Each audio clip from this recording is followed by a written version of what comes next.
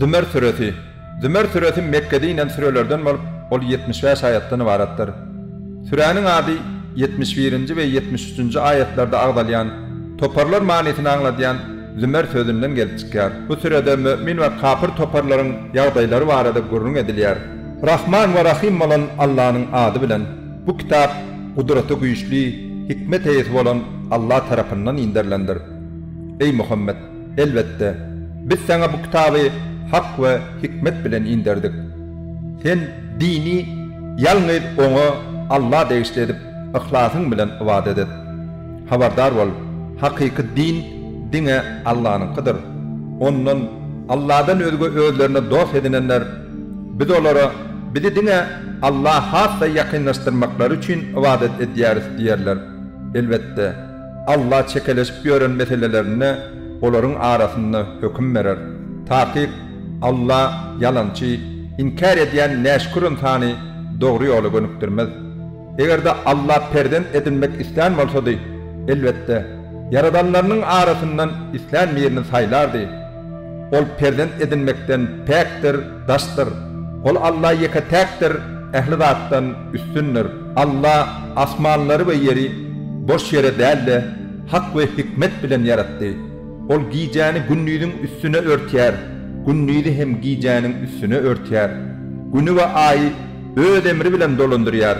Oların her hayfi belli bir döwreçenli akar durur, hareket eder. Bilip koy, ol kudreti güýçlüdür, bağışlayıcıdır. Allah sizi yeketek candan, adamdan yarattı. Son ondan bolsa cübtini, hovenani yarattı. Sizin için hayvanlardan 8 cübit indirdi, döretti.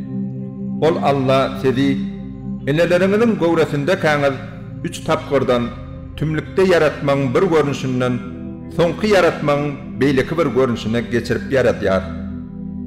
Ine bu sizin perwerdigaryňyz Allah'dır.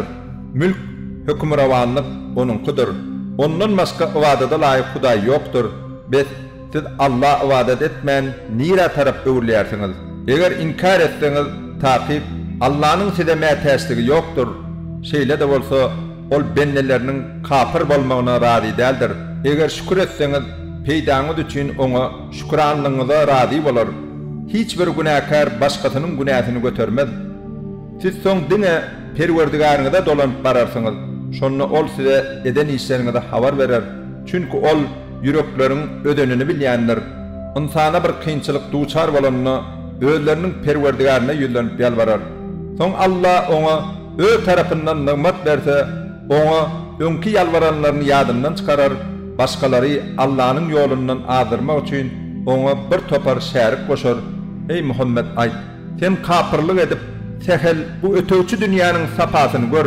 Taýyk sen dowdakylardansyň. Ýa-da gijesine secde edip ve dik durup ibadet edýän, ahiretden gorkýan hem de perwerdigarynyň rahmetini umid edýän kişi bilen ol inkar edýän kişi hey deň bolarmy? Aýt, ey sen bilýänler bilen bilmeýänler deň bolup bilermi? Dogry bu zatlar barada diňe akyl eýeleri pent nesihat alarlar. Aýt, ey iman getiren bendelerim, perwerdigaryňyzdan gorkun. Bu dünýäde gowluk edenlere gowluk bardyr. Allah'ın yaradan demini giňdir. Elbette sabr edenleriň sylaglary bimeçber berler. Aýt, maňa dini ýalňyz oňa degişli bilip, ihlas bilen çyn ýürekden ibadet etmeklik emir edildi. Maňa musulmanlaryň ilkinçisi bolmagym emir edildi. Aýt, perwerdigaryma garşy gidip asy bolsam, taýyk men beýik günüň adamla duçar bolmakdan gorkýaryn. Aýt, men dinimi dine Allah bağlap, ihlas bilen ibadet edýärin. Ey Allah şärik goşýanlar, siz Allah'dan özge isläniňize ibadet edin. Olara aýt, kıyamet gününde özlerini hem başgalaryny hem ziyana duçar edenler hakiki manada ziyana sedebar bolanlardır. Habardar bolun, bu äşkär diýandyr. Olaryň ýokarlaryna otdan bolan saýawanlar, aşaklaryna hem otdan bolan saýawanlar bardyr. Ine Allah öz bendelerini şeýdip gorkudýar. Ey bendelerim, siz diňe menden gorkun. Taguta Allah'dan özge ibadet etmekten ve şeytana uymaktan saklanıp çyn yürekden Allah yönlenenler üçin hoş habar vardır. Onna sen ol bendelerimi hoş habar bilen söyünjüle. Olar müminler özlerine aýdylýan söze kulak asarlar we iň ýagşysyna ererler. Ine Allah'ın doğru yoluna gönükdiren adamları şolardır. Hakiki manida akıllarını ulanıp bilýänler hem şolardır. Ey Muhammed, eýsem azap sözi hak bolany we dogda hodurna kişini halat edip biljeksenmi? Emma Perwerdigaryndan gorkan takwalar üçin gat-gat edip gurulan köşkler, aşağından akkan deryalar vardır. Bu Allah'ın beren wadasydyr. Allah beren wadasyndan dänmez. Görmedinmi? Allah asmandan su yağış yağdırdı. Onu yerdeki çeşmelere aktırdı. Son bolsa şol suwuň saýasynda reň-bereň ösümlikleri göwürdip çıkardı. Emma son ol ösümliklerin guwraşyp saryp solandygyny görersiň.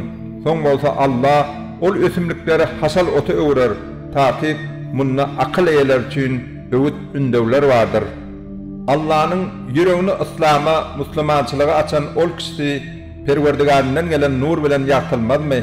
Allah'ını ýatlamakdan gafil galyp, yürekleri gatan kişilerin dat gününe olar göz görtele ters ýoldadyr. Allah sözüň iň ýagşysyny aýatlary bir-birine sadyçykly ýagdaýda bolup meňdeýän kitap Kur'an görnüşini indirdi. Perwerdigaryndan çekinip heder edýänleriň ondan bu kitabyň täsirinden ýaňa ennam jany jümşüldäp tiken bolar. Soň olaryň bedenleri we yürekleri Allah'ın adynyň zikir edilmegine mail bolup yumşar. Ine bu Allah'ın doğru yolu gönükdürücü kitabydyr. Onun bilen İslam kişisini doğru yolu gönükdirer. Allah kimi adaştıran bolsa onu doğru yolu gönükdirjek ýokdur. Kıyamet gününde elleri bağlı bolanlygy üçin erbet azapdan ýüzi bilen goranmaga çalşan kişi bilen ol azapdan halas bolan kişi deň bolarmy? Ol gün zalimlara gadanan zadyňy dadyň diýler. Olardan öň ötenler peygamberlerini yalan hatapladılar. Şonuň üçin hem olara garaşmayan taraflarından azap geldi. Allah dünya ýaşaýşynda wagty olara rıswalygy datdyrdy. Ahiret azabı has gadaplydyr. Käşke olar bu ýagdaýy bilsediler. Kasam bolsun, biz bu Kur'anda insanlar öwüt ündep almaklar üçin dörli misallar getirdik. Biz onu Allah'dan gorksunlar diýip, özüne hiç illi egirlik bolmadyk Arap dilinde Kur'an edip indirdik. Allah bir-birleri bilen dawalaşýan ortoklaryň eýetçiligine bolan bir adam gul bilen diňe bir kişiniň eýetçiligine degişli bolan adamy misal hükmünde berýär. Bu iki adam deň bolarmy? Elbetde deň bolmaz. Bularyň deň bolmaýşy ýaly diňe ýeketek Allah ibadet edýän insan bilen ondan özge ýa-da onuň bilen bile bir näçe hudaýlara kulluk edýän insan hem hiç haçan deň bolmaz. Hamda sena ähli öwgüler Allah mahsusdur. Emma olaryň köpsi muny bilmeýärler. Ey Muhammed, elbette sen hem ölersin, olar hem ölerler. Bu hakikatdir. Soň elbette siz kıyamet gününde Perwerdigaryňyň huzuruna bir-biriňiz bilen dawalaşarsyňyz. Allah barada yalan sözleyen hem de özüne gelen hakikati Kur'an'ı yalan hasaplayan adamdan has zalim kim bolup biler? Kapırların orunları dogdakta dälmeýsem, hakikati getirip onu tasdiklanlar ine şolar Allah'dan gorkan takvalardır. Olara özlerinin Perwerdigarynyň huzuruna islan zatları vardır. Ine bu ýagşylyk edenleriň syýlaglarydyr. Biz Allah olaryň öňki eden iň erbet etmişlerini gizler, bagyşlar ve bitiren iň ýagşy işlerine görä syýlaglaryny berer. Bendesine Allah'ın özü yeterlik dälmeýsem, ey Muhammed, seni ondan Allah'dan özge zatlar hudaýlar bilen gorkudarlar. Allah kimi doğru yoldan adaşdyrsa, onu doğru yola gönükdirjek ýokdur. Allah kimi doğru yola urukdyrsa, onu yolundan adaşdyrjak da ýokdur. Eýsem Allah büýçeýesi aralyjy dälmi? Kasam bolsun, olara asmanlary we ýeri kim yaratdy diýip sorasaň, elbetde Allah diýip aýdarlar. Sen olara aýt, han aýdyň, Allah'dan başga çağıran zatlaryňyz, egerde Allah bana ziyan vermek istese, onun berýän ziyanyny aradan aýryp bilerlermi? Ya da Allah bana rahmet nadaryny aýlamak istese, olar Allah'ın rahmetini saklap bilerlermi? Ey Muhammed, sen olara aýt, bana Allah goldoýjy hökmünde yeterlikdir. Bil bağlamak isteýänler diňe oňa bil bağlarlar. Ey Muhammed, sen olara aýt, ey kowmum, eliňizden gelen edin. Dogrusu men hem elimden gelýäni edýärim. Bir sadece azabyň kime ýoluk jokdugyny ve hemişelik adamın kime duçar boljakdygyny tiz wagtda bilersiňiz. Ey Muhammed, taqiq biz sana bu kitabı Kur'an'ı insanların halas bolmak üçin hak edip indirdik. Şuna göre kim doğru yol saylap alsa öz peydasyna, kim doğru yoldan adaşsa diňe öz ziyanına adaşar. Sen olara jogapkar wekil dersin. Allah acaliyetenin canlarını ölüm fırsatına alır. Entek acaliyetmen ölmedik direlerin canlarını olsa uklap yatırka alır. Allah canını almak için hüküm verenlerinin canlarını saklar. Beyleki acaliyetmediklerin canlarını olsa bellenlen vaqta ölüme çelini koyverir. Taqiq bu arada fikirlenip bilýänler üçin ibratlar vardır. Ya da olar özlerine Allah'dan başka şefaatçılar tutundularmı? Sen olara ayt, olary hiç da güýçleriniň yetmeýändiklerine ve akılsız, hursuzluklarına garamazdan şefaatçı edilmek istəyärsiňizmi? Olara barça şefaat etmek Allah değiştidir. Asmanların ve yerin hükümranlığı hem Allah'ınkidir. Ahirinde hemmeňiz oňa gaýryp getirlersiňiz diýip ayt. Allah'ın birligi, yeketäkligi dile getirilen wagty ahirete iman getirmeýänleriň gursaklarına, yüreklerine ýigrenç gahar dörer. Emma Allah'dan özgeleriň atlary dile getirilen wagty yüzlerine şatlyk gülki peýda bolar. Ayt, ey asmanlary we yeri yaradan, gizlin ve eşkar zatları bilýän Allah'ım, benneleriniň arasyndaky düşünşmelligi, aradan aýryan hükmi diňe sen berip bilersiň. Egerde yerde bar bolan zatlaryň hemmesi we onuň bilen birlikde ýene şonçasy şol zulüm edenleriňki bolan bolsady, şol zatlary kıyamet günündäki erwet azapdan halas bolmak üçin şüphesiz kurban ederdiler. Ýöne ol gün Allah tarapyndan olar üçin gödöňlerini tutmadyk zatlary ýüze çykarlar. Ol gün olara eden etmişleriniň erwetlikleri äşkar bolar. Hem de olary ýaňsa alyp ýören zatlar gurşap alar. İnsanlara bir ziyan yetenne bizi çağırarlar. Soň oňa biz öz tarapymyzdan nigmat berenmizde bu zatlar maňa diňe meniň danylygym saýasynda berildi diýer. Ýok, bu zatlar bir sinadır, emma olaryň köpsi muny bilmezler. Olardan ýöňkü ötenler hem Allah'ın fadly kerem bilen däl de öz güýçleri bir başarnyklary bilen amala aşandygyny aýdyp geçdi. Ýöne gadanan zatlar olara peýda bermedi. Biz eden etmişlerinin erwet neticesi olaryň başlaryna yetdi. Bularyň arasyndan zulüm edenlerin eden etmişlerinin yamanlyklary başlaryna geler. Bu wagtda Allah'ın welin ejilledip Allah'ın gadabyndan gutulup bilmediler. Allah'ın ırskaly islämde bol mukdarda, islämde bolsa az mukdarda berýändigini bilmeýärler meýsem. Taqiq munna iman getiren kowm üçin ibratlar vardır. Ey Muhammed, sen olara ayt. Ey özlerine ziyan edip hetten aşan bendelerim. Allah'ın rahmetinden umidiňizi üzmäň. Çünki Allah istese bütün günahları bağışlar. Taqiq Allah bağışlayıcıdır, rahim şefaatlidir. Size azap gelmeden öň toba edip Perwerdigaryňyza yönelin ve oňa boyun bolun. Ýoksa size soň golla berilmez. Siz garaşman durkaňyz duýdansyz, başyňyza azap gelmänke Perwerdigaryňyzdan size indirleniň iň ýaxşysyna Kur'ana erin. Günäkär kişiniň Allah'ın ýanynda eden kemçiliklerim sebäpli way meniň halyma, taqiq men Allah'ın dinini ýaňsa alanlardandım diýjek gününden heder edin. Ya da Allah maňa dogry ýol görkeden bolsady, elbetde men hem takwalardan bolardym diýip aýtjak. Ya da azaby görenne käşke maňa ýene bir gedek pany dünýä dolanyp barmak üçin pursat berilse, men hem ýaşylardan bolsam diýip ökünjek gününden heder edin. Ýok, dolanyp barmarsyňyz, ayatlarym saňa gelipdi welin, sen olary yalan hasaplapdyň, tekebbirlik edip inkar edenlerden bolupdyň. Kıyamet gününde Allah babatda yalan sözlärleriň ýüzleriniň gara ört bolandygyny görersiň. Eýsem tekebbirlik edýänlere dogdakda yer ýokmudur? Allah takwalary eden ýaxşy işleriniň saýasynda yeten üstünlükleri sebäpli halas eder. Olara hiç illi erwetlik yetmez, hem de gamgyn hem bolmazlar. Allah barça zatlaryň yaradyjysydyr, ol ähli zadyň gözegçisidir. Asmanlaryň we ýeriň açarlary, hükümranlygy onunkydyr. Allah'ın ayatlaryny inkar edenler barada aýdylanna ine olar ziýana galanlardyr.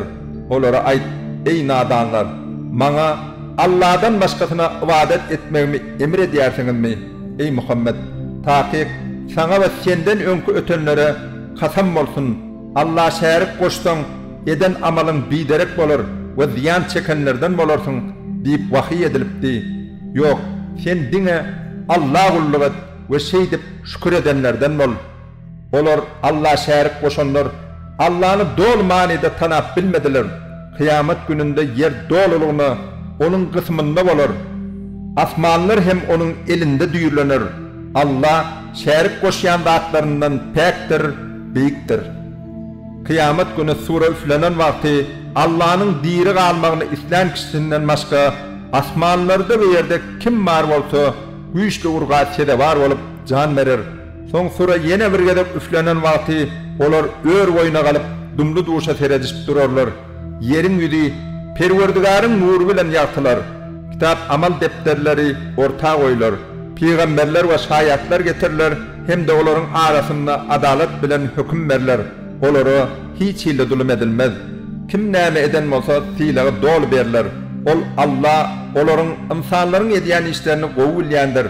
İnkar edip kafir olanlar topar edilip doğudağa sürlerler. Ahırına ol yere baranlarına doğudağın kapıları açılar. Onun sakçıları olara size öz aranızdan Perverdigarınızın ayetlerini okap veren ve bugüne gelip yetecektiğinizi duyduran peygamberler gelmedi mi eysem diyerler. Olar hava geldi diyerler. Emma hemmedadın bolcaq bolantan azap hükmü kafirler için hakikate öğürler.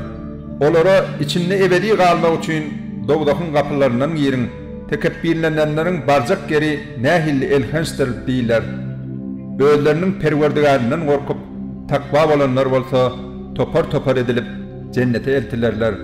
Ol yere varanlarına cennetin kapıları açılar ve onun sakçıları olara size salam olsun, siz peklik bilen geldiniz, ebedilik kalmak için ol yere girin diyerler.